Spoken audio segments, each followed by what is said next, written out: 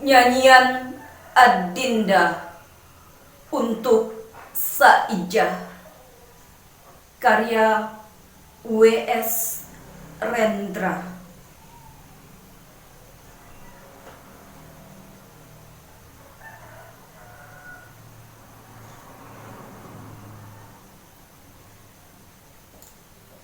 Di kali jodoh, aku menyanyi di dalam hati. Kawi asih seperti pohon tanpa daun, mengandung duka seperti pohon tanpa akar. Saat adalah malam menanti pagi. Saijah akan tanpa petunjuk dan jejak yang nyata, tembang cintaku yang berdebu mencari kamu.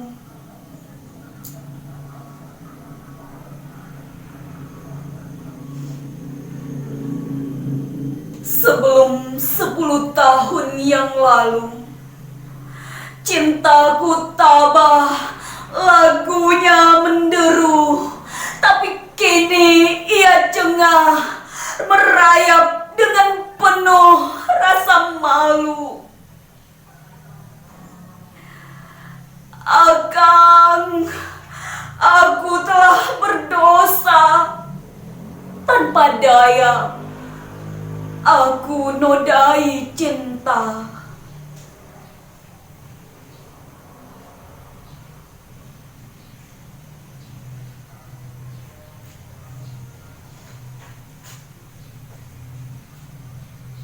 Tak lama setelah Akang berangkat ke Sumatera,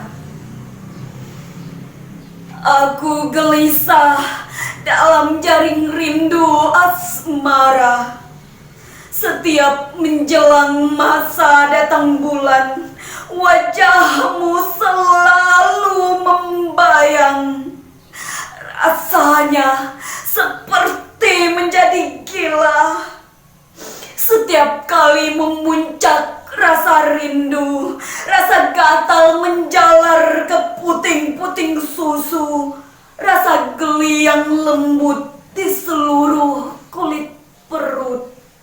Sungai darah di tubuhku bergolak. Aku terengah-engah dan bernafas lewat mulut. Akang, alangkah berat rasanya bila jantungku berdetak jauh dari jantungmu.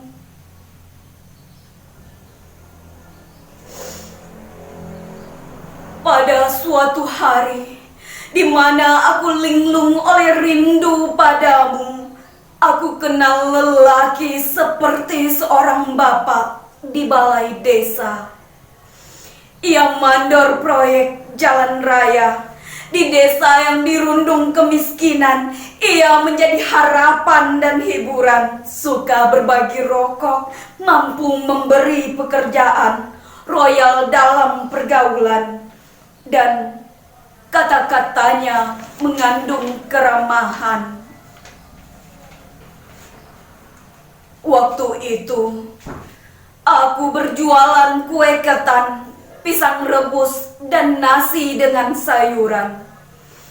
Ia selalu memborong sisa dagangan, kepada buruhnya dibagi-bagikan. Aku terpesona pada kemampuan uangnya dan sikapnya yang seperti bapak. Kepadaku, ia selalu berkata, "Jangan ragu, nyusul abang ke Sumatera.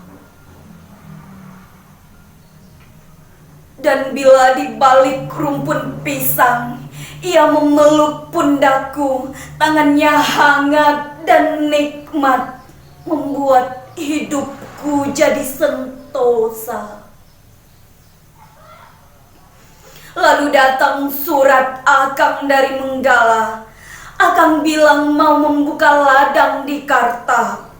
Aku kembali linglung dan gila. Dadaku menjadi tungku dan rindu menjadi bara. Kepada Pak Mandor, aku bercerita semuanya. Kembali, pundakku merasakan pelukannya. Dalam kedamaian yang hangat, ia berkata, "Siapkan dirimu, seminggu lagi ku antar kamu menyusul Saijah ke Sumatera." Ya Allah, seumur hidup belum pernah keluar desa. Kini gerbang kurungan tiba-tiba terbuka. Keluasan dunia menjadi goda yang mempesona. Seluruh warga desa memberi restu waktu kami pamit berangkat ke Sumatera. Di dalam bis, ia genggam tanganku. Rasanya sirna hidup yang miskin dan sengsara. Kami melaju ke arah Surya. Apa tahuku tentang jalan ke Sumatera? Tapi toh, aku ada pandu, ada bapak. Ia mengajak nginap di Karawaci. Di waktu malam tiba, ia mengetuk pintu. Ia memberiku kain, selendang dan baju baru. Ketika aku meluap oleh rasa gembira, ia memelukku dengan tiba-tiba. Tubuhnya rapat ke seluruh tubuhku. Susuku yang kenyal tertekan ke dadanya, menyebabkan darahku bergelora. Tak bisa bilang tidak, kepalaku hilang di dalam kemabukan ketika ia bertubi-tubi menciumi wajah dan leherku. Malam itu, ia ambil perawanku. Keperkasaannya menindih kesadaranku.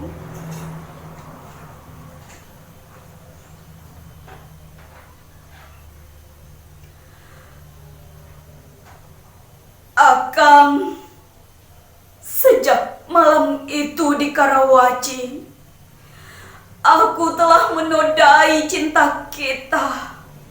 Aku telah menjamah dosa dan melengkapkannya ke dadaku. Ya Akang, aku telah menikmati candu dunia.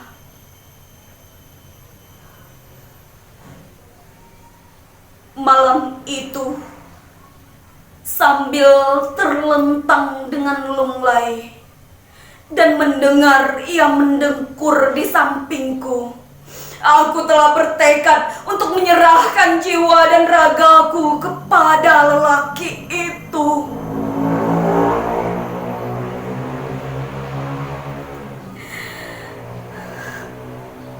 Aku pikir aku akan jadi istrinya. Ternyata ia hanya ingin jadi tuan dan menikmati diriku selama sebulan. Tetapi aku ikhlas mengabdi tanpa melawan. Selanjutnya, pada suatu hari, ia bawa aku ke Cikupa, di mana semua orang mengenalnya. Memang benar ia mandor. Tetapi rupanya ia juga majikan pelacuran. Bagaikan tertenung, aku menikmati cinta dan derita. Aku selalu mematuhinya. Aku menjadi pelacur kesayangan di antara para sopir truk, menjadi rebutan. Aku menjadi dagangan yang menguntungkan, diedarkan ke Karawaci, Cimone, Cikupa, dan Balaraja. Di Cilegon, aku diantri.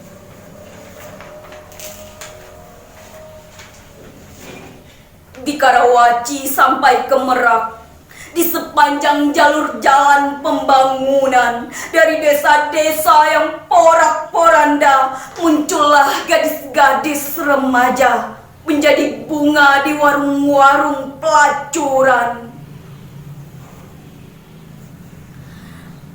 Pabrik dan pelacuran adalah satu pasangan.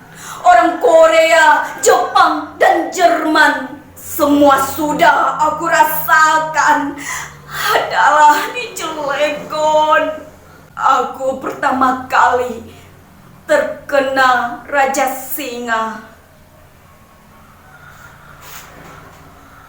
Dengan tabah, aku lawan penyakitku.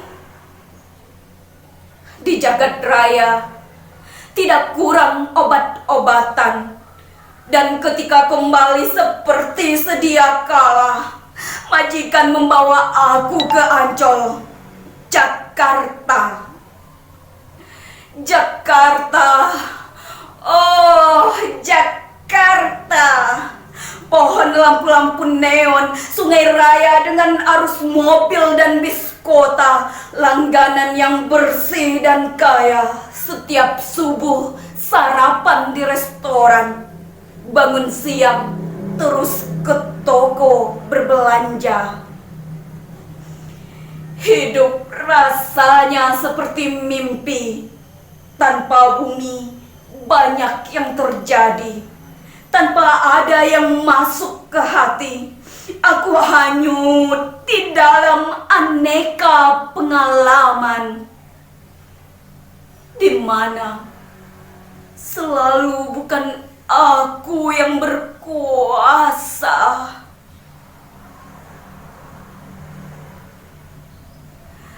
Segala ingatan tentangmu, Akang, segera aku singkirkan. Rasa malu kepadamu aku benamkan ke dalam batin kebal rasa. Raja Singa demi Raja Singa aku kalahkan, sampai pada suatu hari aku merasa demam tinggi dan tubuhku berasa tanpa tulang. Sejak saat itu aku dirundung sakit yang tak tersembuhkan. Sakit kepala sering datang tiba-tiba. Rasa lemas tanpa daya. Kanker rahim, berulang kali keputihan.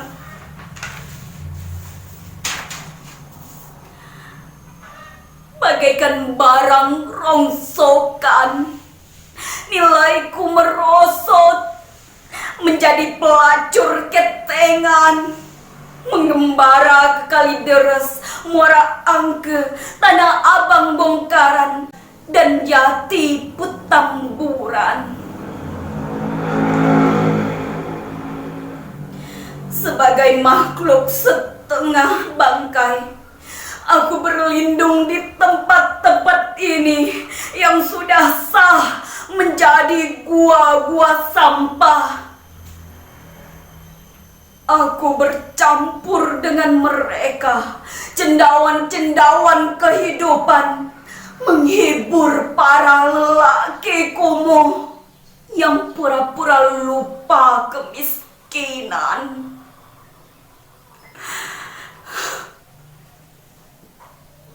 Akhirnya, Akang,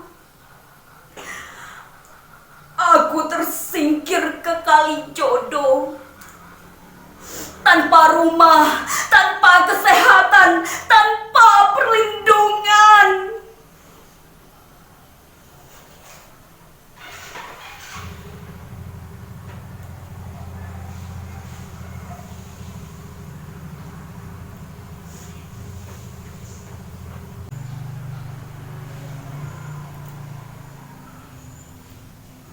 Kini di malam hari, teronggok di tepi jalan raya ini, sambil menghadap kiblat arah desa kita, aku merasa mengambang di udara yang gelap gulita, seakan aku mabuk dan mati rasa. Jasadku tak berdaya, dunia lenyap, segala macam peristiwa berlalu. Namun tanpa aku duga, di dalam senyap muncul wajahmu. Ada kehangatan terasa di jidatku. Kepada bayangan wajahmu, aku tembangkan kawi asih yang berdebu dengan mulutku yang bisu, biru, ternganga, dan kaku. Akang, kamu seperti dewa, sangat jauh dan mulia. Maafkan aku sudah berdosa.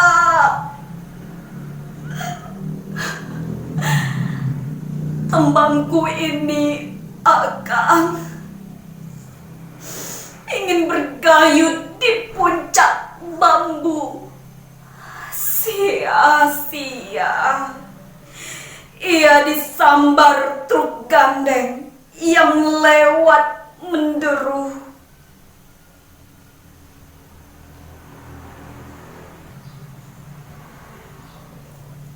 Bila tembangku ini selesai, Akang, aku mati.